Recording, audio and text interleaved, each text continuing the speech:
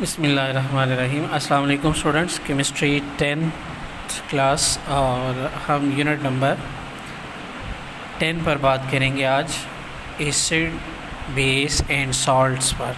ठीक है, इससे पहले हम फर्स्ट यूनिट जो कि यूनिट नंबर 9 था वो कंप्लीट कर चुके थे, जिसे आप लिंक में देख सकते हैं। ठीक है, तो आज का जो यूनिट है जिस पर हम सीखेंगे इसके मेजर टॉपिक्स के बारे में, और वो हैं कंसेप्ट ऑफ एसिड बेस, इसके बाद पीएच स्केल के बारे में और फिर साल्ट्स के बारे में। ठीक है, क्योंकि यूनिट का नाम है एसिड बेस, तो सबसे बुनियादी जो हमारा टॉपिक होगा वो एसिड बेस कंसेप्ट होगा, और उसके बाद एसिड बेस को चेक करने के लिए जो हम स्केल इस्तेमाल करते हैं, pH scale, power of hydrogen scale, और उसके बाद साल्ट्स के बारे में जानेंगे। ठीक है जी, तो इसमें जो बेटा लर्निंग आउटकम्स हैं, इसको पढ़ने के बाद हम इस काबिल हो जाएंगे कि एसिड और बेस के बारे में, आर्हेनियस एसिड और बेस की जो तारीफ़ है उसे हम जान पाएंगे, अंडरस्टैंडिंग होगी उसकी। इसके बाद हम ब्रॉन्स्टेड-लॉरी की थ्योरी जो है वो इस्तेमाल करते हुए कंपाउंड्स को एसिड्स या बेस बतौर प्रोटॉन डोनर या प्रोटॉन एक्सेप्टर में तकसीम कर सकते हैं या नहीं, उस पर उसको अप्लाई करेंगे। ठीक है, उसके बाद थर्ड पॉइंट जो है उसमें हम ये जानेंगे कि जो कंपाउंड्स को लेविस एसिड या बेस में कैसे तकसीम किया जाता है, और उसके बाद पानी की सेल्फ आयोनाइजेशन की जो इक्वेशन है उस पर हम बात करेंगे, उसके बारे में भी जानेंगे। ठीक है, और इसके बाद सेकंड लास्ट जो है उसमें हाइड्रोजन या हाइड्रो ऑक्साइड की कंसंट्रेशन जो है उसे बयान कर सकेंगे हम, फिर सॉल्यूशन को न्यूट्रल एसिड या बेसिक सॉल्यूशन में तकसीम कर सकेंगे। ठीक है, ये टॉपिक है, मैं इनकी डिटेल आपको बता रहा हूँ। और इसके बाद लास्ट पॉइंट जो है इस चैप्टर में जो हम सीखेंगे वो होगा एक न्यूट्रलाइजेशन रिएक्शन को मुकम्मल मतवाज़न कैसे कर सकते हैं हम। ठीक है जी, complete and balance neutralisation equation. ठीक है जी, तो ये स्टूडेंट्स हमारा यूनिट था, यूनिट नंबर 10 एसिड बेस, जिसका तारुफ और लर्निंग आउटकम्स हमने पढ़े। ठीक है, अब इसकी डिटेल इंट्रोडक्शन जो है वो थोड़ी सी उस पर बात कर लेते हैं। ठीक है जी, तो students acid base and salt are 3 distinct classes in which almost all organic prepared nitric acid, HNO3, hydrochloric acid and sulphuric acid. जी स्टूडेंट्स, तो जब भी आपने लेक्चर अटेंड करना है तो आपने अपनी बुक साथ रखनी है ताकि आपको मज़ीद आसानी से आप समझ सकें। ठीक है जी, तो बात कर रहे थे हम हाइड्रोक्लोरिक एसिड और नाइट्रिक एसिड और सल्फ्यूरिक एसिड के बारे में। तो बेटा एसिड बेस और साल्ट्स की 3 मुख्तलिफ़ अक़साम हैं। ठीक है, जिनमें तकरीबन तमाम ऑर्गेनिक और इनऑर्गेनिक कंपाउंड तकसीम है।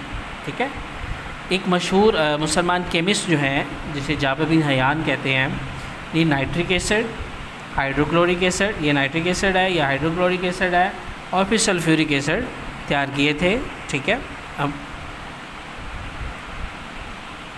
फिर 1787 में लिवाइजे एक साइंटिस्ट था जिसने ऑक्सीजन की बाइनरी कंपाउंड्स जैसा कि कार्बन डाइऑक्साइड और सल्फ़र डाइऑक्साइड, ठीक है, ये देखिए कार्बन डाइऑक्साइड और सल्फ़र डाइऑक्साइड को का नाम दिया, जो पानी में सॉल्युबल होने पर एसिडिक सॉल्यूशन बनाते थे, यानी हल होने पर उस पर तेज़ाबी महलूल बनाते थे। बाद में 1815 में 1815 में सर हम्फ्री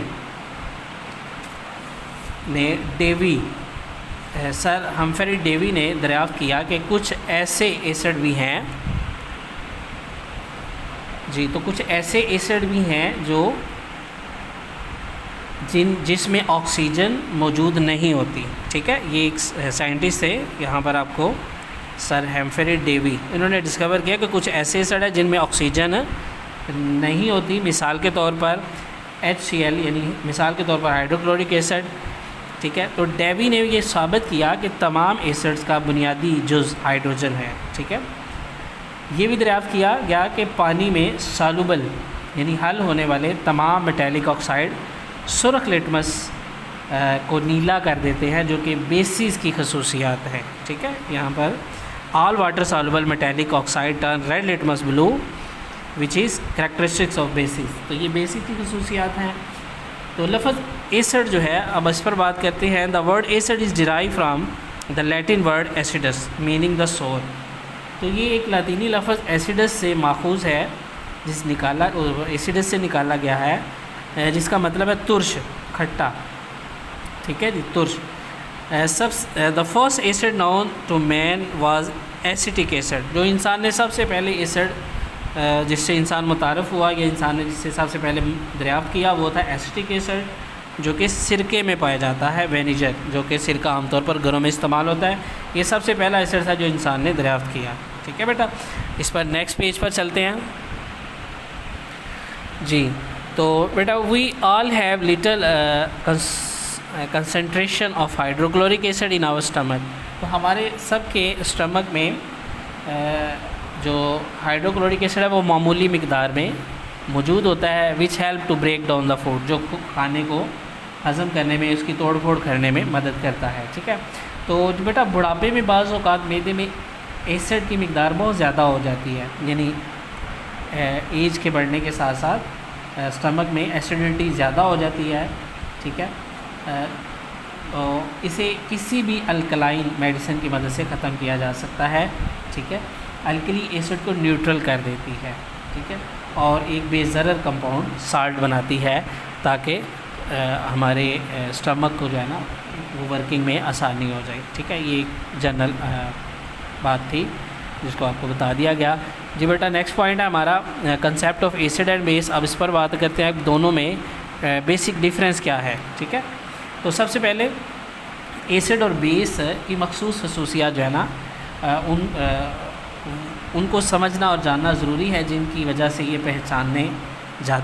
से ये दोनों पहचाने जाते हैं। ठीक है, तो इसमें 4 करैक्टरिस्टिक्स एसिड की हैं, 4 करैक्टरिस्टिक्स जो है वो बेस की हैं जी। तो एसिड की जो पहली करैक्टरिस्टिक्स है वो है acid have sour taste, for example unripe citrus fruit और लेमन जूस। तो एसिड का जायका तुर्श होता है, मिसाल के तौर पर सिट्रस फ्रूट या नींबू का रस वगैरह। अब बेस की बात करते हैं तो बेस जो है, बेस का जायका कड़वा होता है और पकड़ने से फिसलन महसूस होती है।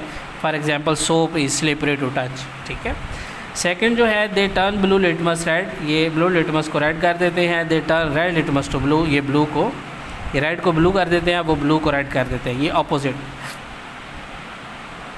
दे are corrosive in concentration form जी, ये कंसंट्रेटेड हालत में क्रॉसिव होते हैं, जबकि they are non corrosive except concentrated form of NaOH and KOH ji.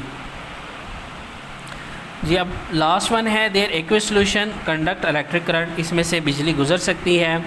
There aqueous solution conduct electric current.